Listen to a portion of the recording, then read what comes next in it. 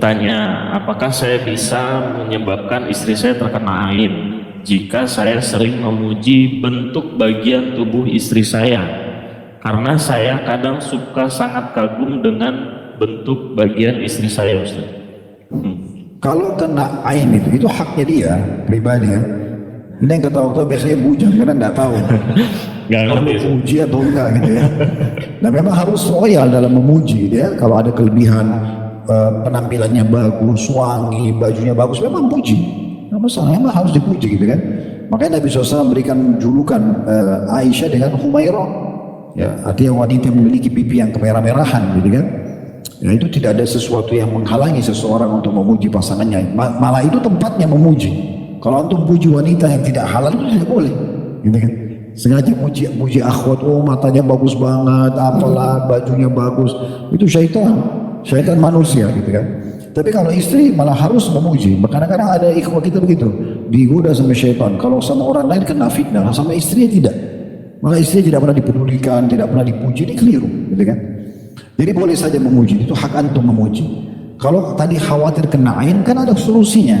Ucapkan Masya Allah, Tabarakallah, gitu kan? Tinggal kita mengatakan Masya Allah, baru selesai. Karena kasus yang seorang laki-laki di masa Nabi SAW dulu, karena dia sangat putih dan tampan, sampai digambarkan dia mirip dengan wanita karena tampannya gitu. Pada saat dia mandi, ada satu orang lewat hasad dengan dia. Kemudian mengatakan, wanita yang dipijit, anak gadis yang dipijit, saya tidak seputih kamu. Tiba-tiba pingsan orang itu. Karena yang sedang melihat dia ini hasad, iri sama dia. Maka dilapor kepada Nabi SAW, Nabi SAW bilang, siapa tadi yang lihat dia waktu mandi? Karena di masa itu kamar mandi gak ada dalam rumah, di padang pasir, semua rumah.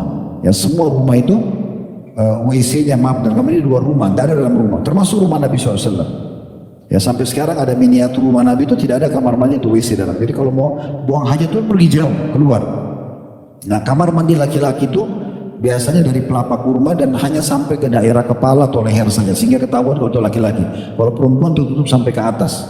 Makanya waktu orang ini lagi mandi dilihat oleh seseorang, orang itu tahu. Lalu dia mengatakan, wah anak gadis yang dipingit saya tidak ada yang seputih kamu. Pingsan tiba-tiba, dilapor ke Nabi SAW. Lalu Nabi bilang, siapa yang melihat tadi waktu dia mandi? Mereka bilang, si fulan ya Rasulullah. Kata Nabi, panggil dia. Dipanggil, kata Nabi SAW, halla barat. Kenapa kau tidak bilang Masya Allah, Tabarakallah, gitu kan? Maka kalau ucapin itu aman. Tapi karena dia sudah terlanjur kenakan ain orang ini, maka disuruh wudunya dimandikan atau disiramkan kepada orang yang kena tadi. Memang ini ain berbahaya sekali ya. Bahkan kita bisa kenakan ain diri kita sendiri. Anda kalau lihat diri antum bercermin, antum kagum dengan ciptaan Allah pada diri antum, juga bilang Masya Allah. Diri antum sendiri juga begitu. Ya. Anak antum mungkin kecil, lucu, bermain-main aktif, Masya Allah. Pakaian antum bagus, Masya Allah. Mobil antum bagus, motor, Masya Allah. Apa saja.